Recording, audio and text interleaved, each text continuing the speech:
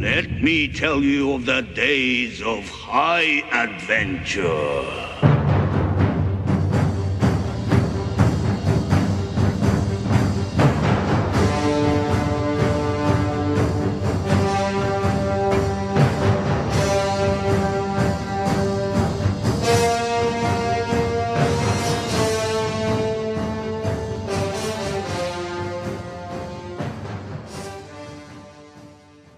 Hey there nation, welcome to the show where we help you to play miniatures wargaming on a budget. It is I, Commander CheapSkate, and we are back with another edition of the Golden Age. This is our series of Warhammer Fantasy Battle Reports, and this is Battle Report number 49. It is fought between my friend Lady Domina with her Scions of Ghrond, a 2,500 point Dark Elves army, versus myself with my Garden of Nurgle, a 2,500 Chaos Legion of Nurgle army. So this one's actually a pretty good battle. We fight it down at 2,500 points on a battle line scenario. So I'm going to play some background music real quick. If you want to see exactly what each of the armies is bringing, go ahead and pause and take a look at your own leisure. So with that being said, let's get this battle report on a roll. Crom, I've never prayed you before. I have no tongue for it. No one, not even you, will remember if we were good men or bad, why we fought or why we died. No.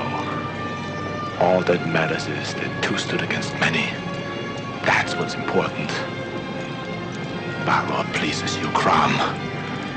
So grant me one request. Grant me revenge. And if you do not listen, then to hell with you.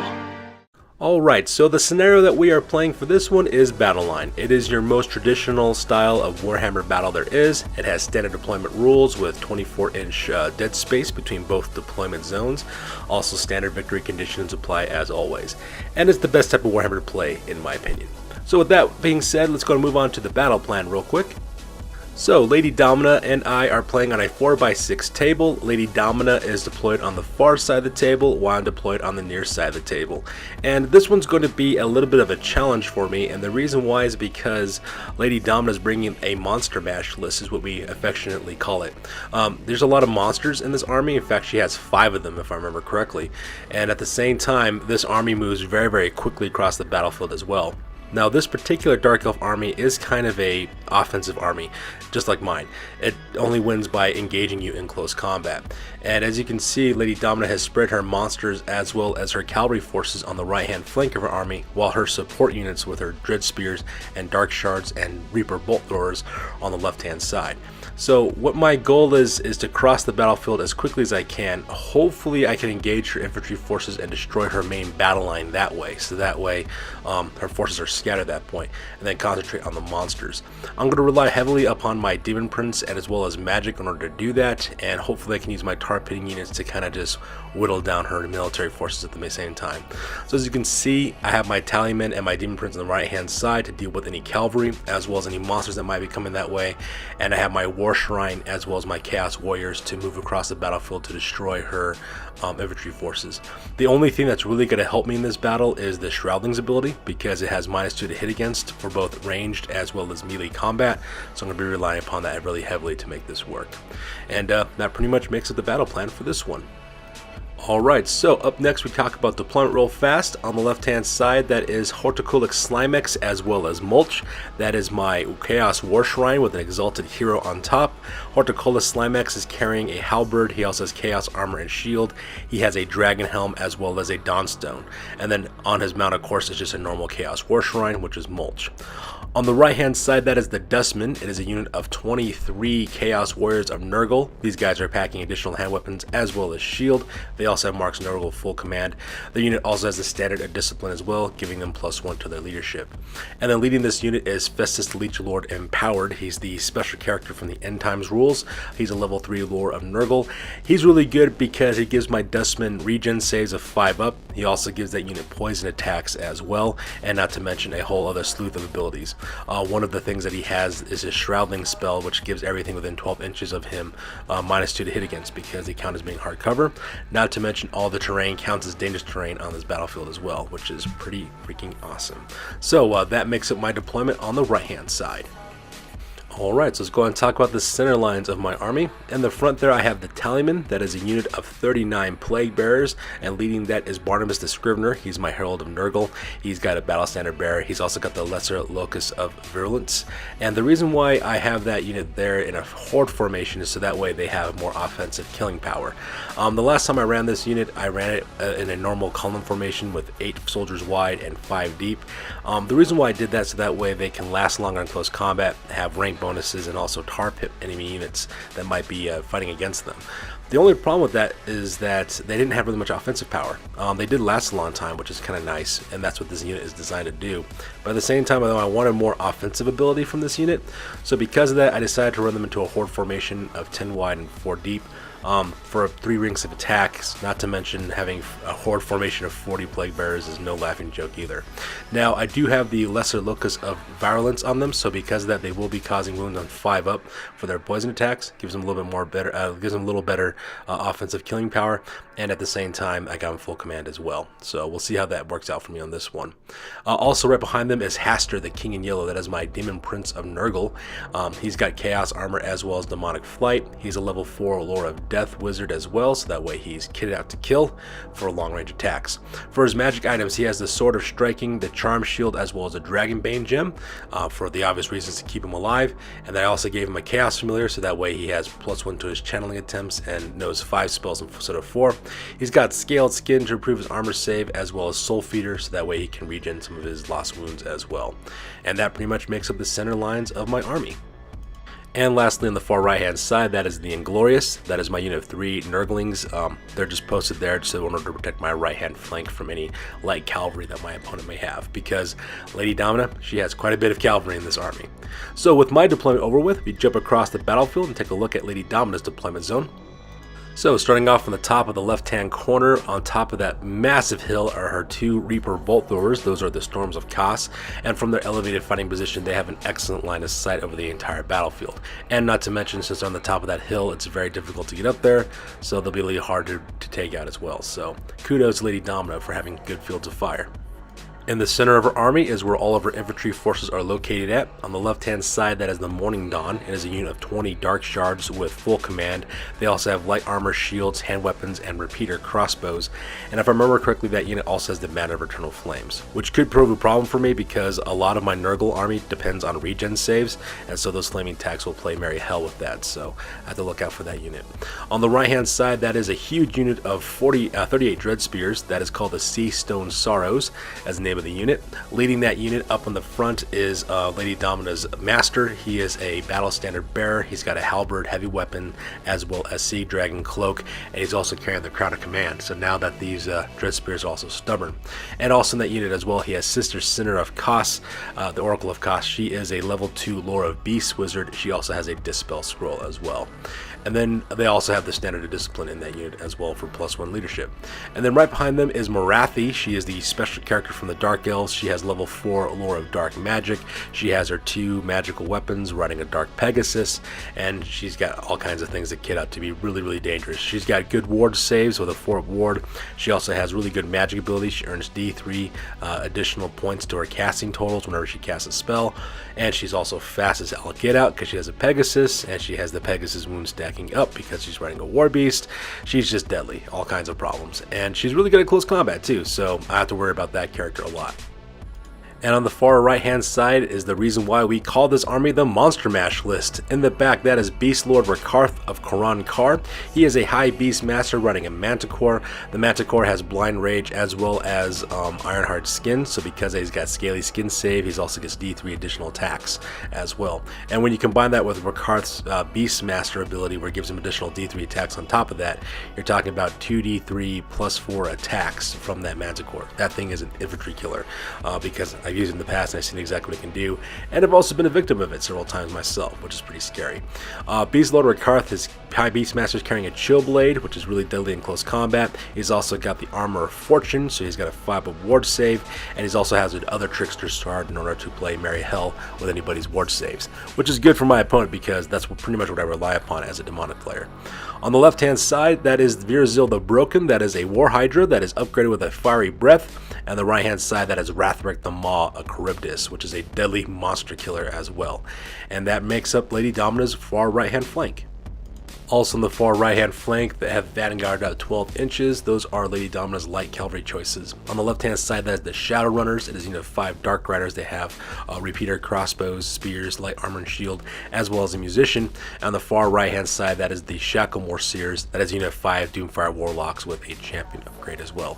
And I fear those Doomfire Warlocks because those guys are extremely deadly. They have poison attacks as well as balance spells, and they're light cavalry, and they just cause all kinds of problems for armies. So with deployment over with, we go directly to the top of turn number 1, and Lady Domina and I roll off to see who goes first. Alright, so that takes directly to the top of turn number 1 for the Chaos Legion. I managed to win the initiative on this one, and as you can see in this photo, it's taken after the movement phase. So the first thing I do is I just move up as quickly as I possibly can. I declare a charge with my Nurglings against the Doomfire Warlocks, and instead of fleeing like Lady Domina usually does for light cavalry choices, she decides to stand her ground with the Doomfire Warlocks. So because of that, my Nurglings will be engaged against the Shacklemore Seers in close combat. For the rest of my army, I just march them up as quickly as I possibly can. I move my Chaos War Shrine, Horticultic Slimex, as well as the Dustman over to the left hand side of that forest. I'm not having any illusions here. There is no real cover between me as well as Lady Domina's deployment area, so I have no cover to use. So pretty much I'm just going to try to cross the battlefield as quickly as I can and not get shot off the table, and that's pretty much my plan there. At the same time, I also march with the Dustman as well. And, sorry, not the Dustman, the Tallyman. Now, the nice thing about the Tallyman is that their right hand flank is somewhat protected by the hill there in the center of the table, so that part is nice. However, if I want to charge anything directly ahead of me, I'm gonna have to deal with that chaff of dark riders right in front of me. So the Shadow Riders, they're just good at Shadow Runners. I have to get rid of them somehow. At the same time, I bring up my general. He just stays right behind the Tallyman, so that way he can lend whatever support he can. And that pretty much makes up my movement phase on this one. Here's a close-up of Horticultic Slimex as well as a Dustman moving up forward on the left-hand side between the King in Yellow statue as well as the forest there on the right-hand flank. And here's a close-up of the Tallyman as well as Hastur the King in Yellow moving up as quickly as they can across the battlefield in order to engage the Dark Elves. And finally, here's a close-up of the Inglorious charging directly into the Shacklemore Seers, and I'll be fighting against those Doomfire Warlocks in close combat. So with the movement phase over with, we go directly to the top of the magic phase. And during the magic phase, I actually got off a couple of spells pretty well. The first thing I try to do, of course, is cast Giver of Glory, but Lady Domina managed to dispel that spell without any problems whatsoever, just because she doesn't want me to get another Demon Prince on the table, I guess. I do cast the Curse of the Leper off onto my Dustman, giving them +3 for their toughness, because I have the sneaking suspicion that Lady Domina is being really conservative with her power dice, because she's going to try to dispel my Shroudling spell. So because of that, I might not be able to use that spell as often as I usually like to. So because of that, I decided to cast off Curse of the Leper to make the Dustman a little bit harder to kill. They are toughness 7 now, so not even her bolt from her bolt thrower can, the single bolt will cause much of it. She has to throw up a 5-up in order to wound. So I decided to do that in order to mitigate some of the damage that might be coming my way, because if I can't get that Shroudling spells off, my troops are just vulnerable to open fire. So in order to mitigate the amount of power dice that Lady Domina has to stop my Shroudling spell, I do cast Putrescent Blades onto my Blades of Putrefaction onto my Dustman as well, and Lady Domina actually lets me get off on that one. So because of that, that unit now has 5 poison attacks. Now I do try to cast Shroudlings, and then Lady Domina also stops that spell. So because of that, I will not benefit from the Shroudlings hardcover save for all my armies. So them's the breaks, I suppose. But luckily, I got my Dustman, who's got a really good high toughness score, and I have enough Tallymen to lose for days, so that's not so bad. At the same time, I then also cast the Curse of Bunya as well, which is the death spell that gives you 2d6 minus strength hits onto a unit as well, so that part was kind of nice. I do manage to kill 4 members of the Seastone Sorrows, which is great, but the real target I was really going after was her Sorceress as well as her Battle Standard Bearer. Now, her Sorceress managed to survive her strength test no problem, so nothing much happened there. However, for Captain Lodide Kier, the Golden Sun, which is her Battle Standard Bearer, he takes like 3 wounds, so because of that, he just gets blasted right off the table, getting crushed to death by the Curse of Bunya. So because of that, he just gets destroyed that part, which is pretty awesome, because now the Battle Center is gone for this unit, as well as the Crown of Command, and that's just one less character I have to worry about for this army. And finally, in the combat phase, as you can probably guess, those Doomfire Warlocks just curb stomped my Nurglings. It was absolutely atrocious. I think they managed to kill 2 bases of my Nurglings in close combat between the attacks of their poison attacks as well as their horses. And I think my last Nurgling base just kind of evaporated due to instability rules. No, sorry, not instability rules, due to squish rules, because they're just bases of characters. In that rule, you lose that many wounds for the amount of combat res you lose by. And so because of my Nurglings get destroyed. I really don't have to worry about unstable in this battle report because Nurgle is in descendants in this battle report, so I don't have to worry about unstable rules for my Chaos Legion, which is pretty awesome. So with the end of the combat phase, we go directly to the bottom of turn number 1 for the Dark Elves. Alright, so here's the bottom of turn number 1 for the Dark Elves, and this is after the movement phase. And as you can see, Lady Domina starts coming across the battlefield heading towards me. The reason why is because she is a Dark Elf player, and this list is kitted out for close combat. Starting on the left-hand side, she moves up her Morning Dawn as well as her... No, I'm sorry, she doesn't move them at all. I apologize. The Morning Dawn stays exactly where they're located at. Same thing with the Seastone Sorrows. They just stay where they are because they are the suppressive element of this army. Meanwhile, on the right-hand side, as you can see, there's a lot of dynamic movement. She keeps the Dark Riders, the 5 Shadow Riders, exactly where they're located at because there's no reason for them to move. They're chaffing up my main center lines, preventing me from charging directly into her infantry forces. But she does march up the Doomfire Warlocks, the Shacklemore Seers, over to the right-hand side, looking directly at my General Hastur the King in Yellow, as well as a Tallyman. At the same time, she also marches up all of her monsters. Rathric the Maw moves up right before that tower on the right-hand side, followed by Virzil the Broken. She also march flies her Beast Lord Rakarth over to the right-hand side as well, so that way he's staring straight down the barrel towards the right-hand flank of my Tallyman, as well as my General. And to make matters worse, she also brings Morathi over into this area as well, flying her across the battlefield right next to Virzil the Broken on the left-hand side. So now she has light cavalry, monsters, and characters on monsters getting ready to attack my right-hand flank. And I'm starting to realize I might have made a tactical error. Instead of marching across the battlefield, I should have just wheeled my forces to the right-hand side, so that way I can deal with them as well. So, you know, hindsight's 20/20. And that's the move phase on turn number 1.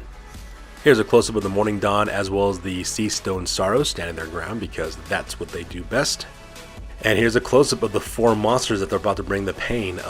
Dark Pegasus riding Morathi, Manticore riding Rakarth, you got Virzil the Broken the War Hydra, Rathric the Maw the Charybdis. It's just all kinds of bad about to charge me in the right-hand flank. And finally, here's a close-up of the Shacklemore Seers on the right-hand side on my right-hand flank, as well as the Shadow Riders up on the top of the screen, just chaffing my Tallyman. So with the movement phase over with, we go directly to the magic phase. Alright, so in the magic phase, Lady Domina then activates Sister Cinna, the Oracle of Kos, and manages to cast the spell the Wissen's Wild Form, which gives her Dread Spears +1 strength as well as +1 toughness.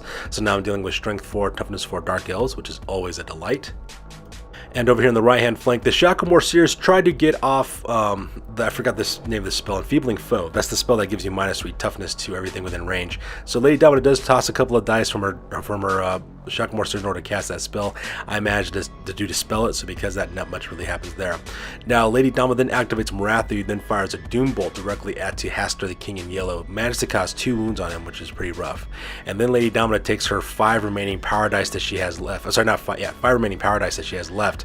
And she decides she's going to cast Lorenzo Paul's Black Horror. Now, if anybody's watched this channel for a while now, everyone knows that I have a very special relationship with Lorenzo Paul's Black Horror, especially when you go for the large template spell, because it's very rare that it happens, but what it does, it just causes all kinds of chaos and destruction for my army, and I absolutely am afraid of that spell, and I absolutely hate it. Well, Lady Domina managed to get off the large spell of Lorenzo Paul's Black Horror, and it's going to go across my entirety of my battle lines at one go.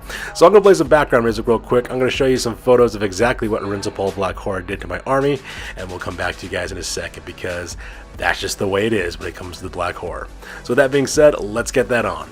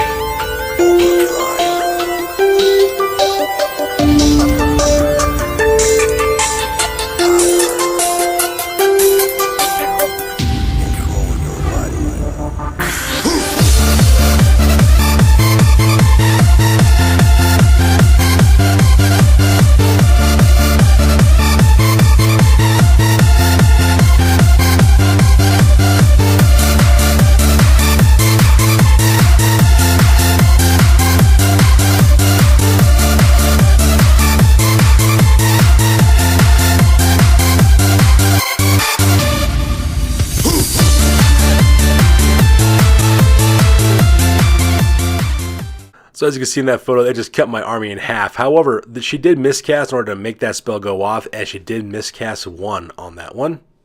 Klaatu, Veranda,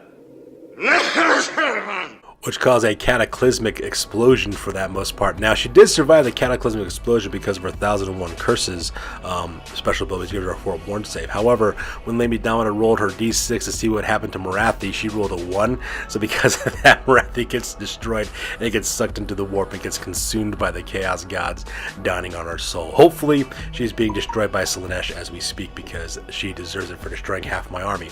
So, however, because Morathi got killed and she is within 6 inches of early units, all of our units have to take a panic test. And the best possible thing happens for my army, which is pretty amazing. Virzil the Broken, as well as Rathric the Maw, both fail their leadership tests and they start running. The reason why is because they're only leadership 6, and there is no battle standard bearer that's near them, and Beastlo Rakarth is not the general of the army, so he doesn't give any command abilities for that one. So because of that, the 2 monsters just flee for the hills, trying to run as quickly as they possibly can away from what just happened to Morathi. I guess they were just demoralized seeing someone of such dark beauty being destroyed by the Chaos Gods. But as you can see, that Rathric the Maw, I think he ran back 6 inches towards that tower, while Virzil the Broken, I think, ran back 10 inches is what ended up happening for those guys. And that was all kinds of good because, man, I really needed that save, because after my army got destroyed, half it got eaten up by the Lorenzo Ball's Black Horror, being flanked by 2 monsters was the last thing I needed. So I got really, really lucky on that one. In the shooting phase, however, Lady Dama decides to get some payback and concentrates fire with her 2 Storms of Kos against my Exalted Hero, Hortal Slimex, as well as Mulch, and manages to kill those guys right off the bat.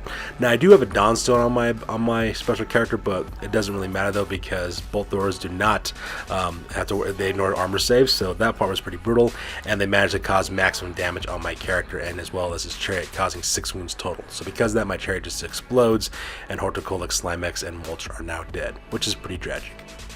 So we'll go directly to the top of turn number 2 for the Chaos Legion, and I decide to hell on because there's no way in hell I'm going to stand right in the middle of the battlefield getting flanked by all those cavalry choices on the right hand side.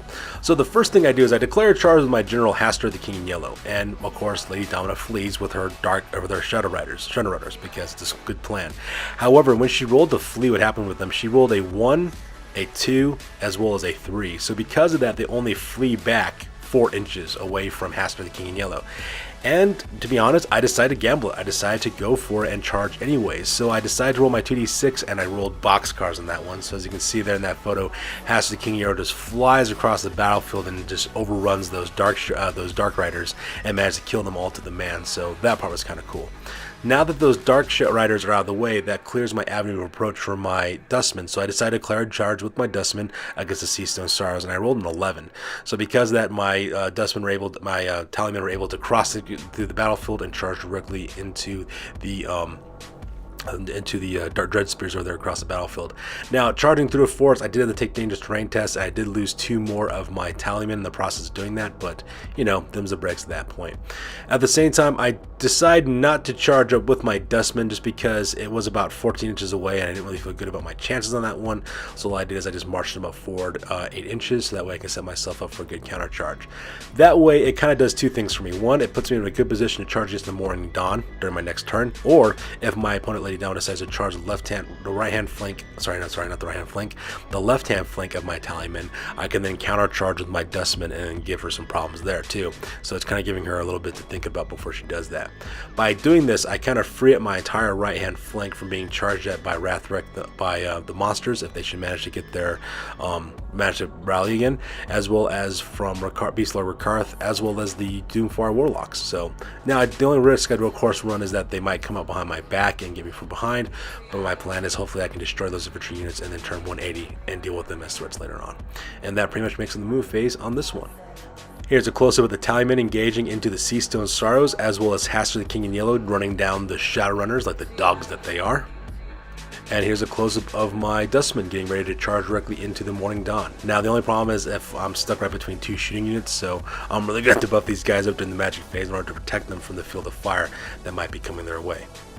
So during the magic phase, I do manage to get off Curse of the Leper again, gave myself a 2 up for my toughness on that one, so that part was kind of nice. And the reason why I was able to get a lot of spells off is because the only wizard that Lady Domina has left is Sister Sinner, the Oracle of Kos, which is her level 2 Lord of Beasts wizard, and so because of that, that's kind of a good thing as well. I then try to cast Stream of Corruption in order to go off onto the Morning Dawn in order to weaken that unit a little bit, so that way I can have easier time destroying it, but Lady Domina decides to dispel that one with her Dispel Scroll. I then pop in at the very last bit of it. I decide to cast in Shroudlings, and as you can see in the top of the screen there, I do get that spell off, so everything within 12 inches has -2 to hit against because they have hard cover, which is pretty amazing.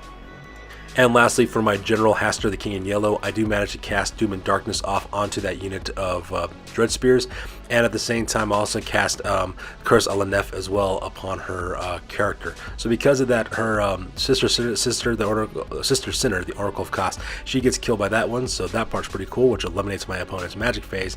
At the same time, I also get -3 leadership against those Dread Spears because I'm going to try to break that unit and run them down, so that way I can get them off the battlefield as quickly as I can, so I can turn around and deal with the monsters that might be coming up from behind me. So we skip shooting and we go straight to the combat phase, and as you can see, the fight between the Tallyman as well as the Seastone Star was just an absolute slaughter. Lady Domina does manage to kill 4 of my Plague Bearers, which is actually pretty good considering that they're behind hard cover, so having -2 to hit against. And the reason why she was able to kill those 4 is because she always has the Always Strike First ability, which means she gets to reroll hit misses. She also has Hatred as well, which also gives her to reroll 1s, which is pretty important to have in close combat. Same thing with Murderous Prowess, but she managed to kill 4 of my Tallyman. In exchange, I do manage to kill 12 Dread Spears when it's all said and done with close combat. I had a pretty much of a poor showing considering I had 20 plus Plague Bearers attacking, but you know, I could take whatever I can at this point. So I do manage to kill 12 of the Dread Spears as well, which is enough, of course, to break them because with my Rake Moans charge, Battle Standard Bearer standard, as well as a -3 to leadership because of Doom and Darkness, needless to say, the Dread Spears are forced to run. I take a leadership test to make sure I don't chase after them. I manage to pass that, and the Dread Spears, I think they fly back like 11 inches. So because of that, those Dread Spears just run off the edge of the table. Then me all kinds of juicy points for that unit as well. I then do a combat reform real quick with my Musician, and as you can see here, I do a 180, and I also reform my unit into a column formation where it's 5 wide as well as 5 deep, just because we need that in order to fight whatever's coming my way next. And as you can see, I turn to 180 because I'm going to have to deal with those monsters once they rally. Alright, so that takes us directly to the bottom of turn number 2 for the Dark Elves, and as you can see in this photo, the first thing that Lady Domina does is charge forward with her Beast Lord Karth of Karan Kar. That guy just flies across the battlefield directly into Haster the King in Yellow, so because that, my general is now engaged in close combat. At the same time, she does march up her Doomfire Warlocks right behind my Dustman, which could prove to be a problem because if those guys do manage to engage my Dustman, it's going to cause all kinds of problems for me as well for my back. And I also got to deal with the Morning Dawn up in front as well. And to make matters worse for Lady Domina, when she tests to rally for both her Veers of the Broken as well as Wrathwreck the Maw, both of those monsters fail the leadership test and they flee back a few more inches as well. I think Wrathwreck the Maw flies 8 inches and Veers of the Broken I think goes 9. So because of that, they just keep on running towards the table edge just trying to get away. And which is kind of sad because both monsters only have leadership 6, which is basically the same leadership as goblins. Alright, so here's a close-up of the Shacklemore Seers as well as the Morning Dawn, getting ready to put a pincer attack onto my Dustman, so that's pretty terrifying. And here's a close-up of Beast Lord Karth of Karan Kar as well as Kalibos, his Manticore, getting ready to take it to my general, Haster the King in Yellow. In the shooting phase, Lady Domina concentrates fire with the Morning Dawn as well as the Bolt Throwers, firing rapid shots from the Storms of Kos directly into the Dustman, and I lose two more of my Dustmen as well as a result of that. Now the reason why I only lose 2 is because I have a 2-up toughness, so because all my guys are toughness 6, I do have regen saves, but really do much against the attacks coming from the Morning Dawn, so that part was kind of rough. And I also have -2 to hit against because I'm in hard cover, so because of that, I do lose 2 more of my Dustmen. I do of course have to take a panic check to see if I flee, but I don't go anywhere because we're Chaos Warriors and Chaos Warriors don't break. Meanwhile, in the combat phase, the fight between Beast Lord Karth of Karan Kar as well as my general, the Haster the King in Yellow, went actually into a tie. Now, both of us actually caused 2 wounds apiece on each other as well. Now, normally my opponent actually caused 3 wounds on me, but because of my Soul Feeder ability, I do manage to get 1 wound back, so that part was kind of cool as well. And since I'm a demon character, I don't break, so I just basically stand my ground at that point. So that pretty much ends the round for Lady Domina. Alright, so that takes directly to the top of turn number 3 for the Chaos Legion, and as you can see, a lot of charges took place. The first thing I did is I charged forward with my Dustmen directly into the Morning Dawn, so because of that, the Morning Dawn are now engaged in close combat. I then also declare a charge with my Tallyman against the Shacklemore Seers. Now, my opponent Lady Dawn decided that because she ran a good chance of actually losing those guys, she decides to flee with them instead, so because of that, the Shacklemore Seers do run away. However, because Rathric the Maul is, not Rathric the Maul, Beastlord Rakarth is within my charge arc, I decided to charge him directly into the flank, and I managed to get that charge off. So I do run through the forest. I do lose another Tallyman as a result of that because forests are dangerous terrain for infantry when charging. So I go directly into the left-hand flank of Beastlord Rakarth, and now I got him in a wonderful pincer attack as well. And my goal here is to hopefully destroy Beastlord Rakarth, kill him off the table and hopefully get rid of him, and then have my Dustmen do exactly the same thing in the Morning Dawn. That way I can turn my forces to deal with both the Shacklemore Seer as well as the monsters that they do manage to get their to rally back. And that's pretty much what my plan is on this one. Here's a close-up of the Dustmen charging directly into the Morning Dawn, and I'm getting ready to chop those Dark Elves down to their base elements. And here's a close-up of the Tallyman charging directly into the left-hand flank of Beastlord Rakarth. And the reason why the model is kind of cocked that way is because the wing on the left-hand side of the Manticore is kind of getting in the way. So during the magic phase, I managed to cast almost all of my spells off with my Festus Leechlord. I do manage to get +1 to my toughness with Curse of Leper, as well as Blades of Putrefaction, giving that unit 5 with their poison attacks. And I also managed to get the Shroudling spells off with my suit to hit against for hard cover, and that's because Lady Domina's wizards are no longer on the table, and there's nothing stopping me from dominating the magic phase at this point. Also during the magic phase, I cast, I believe it's Curse of Bunya is what I managed to cast off onto Beastlord Rakarth. So because of that, Rakarth does get killed in that part because that spell just absolutely destroys him. He does give a 5 ward save, but that's all I really get to this point. So because of that, all of his guys just get, his general just dies.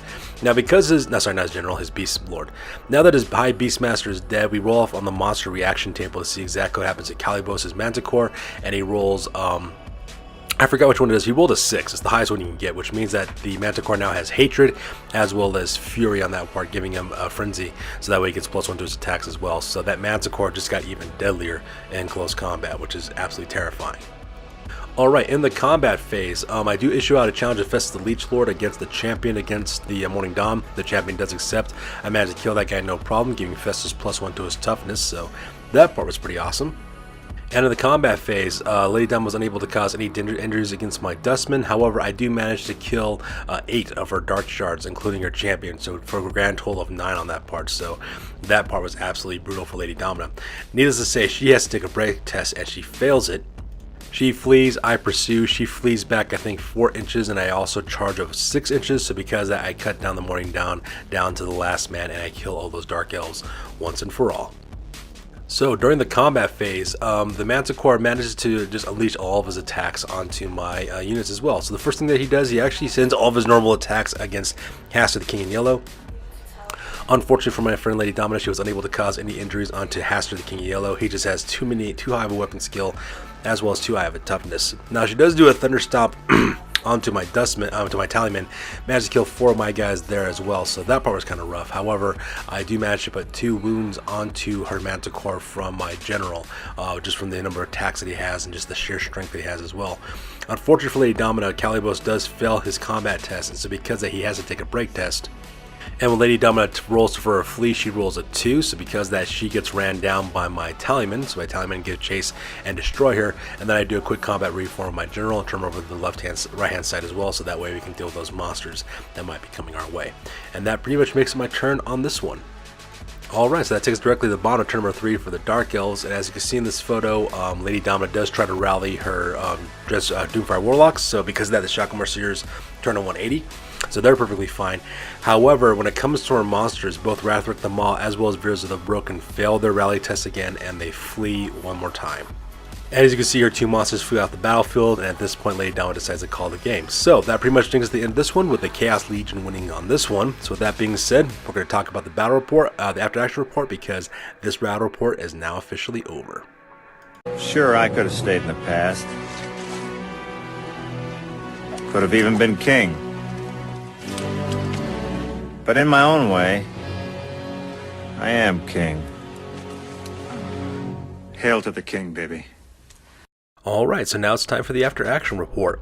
This is the part of the battle report we talk about what went well, what went poorly, and what we can learn for the next time that we do battle. This is the after action report for the Golden Age Warhammer Fantasy Battle Report number 49, and it ended up being a victory for yours truly.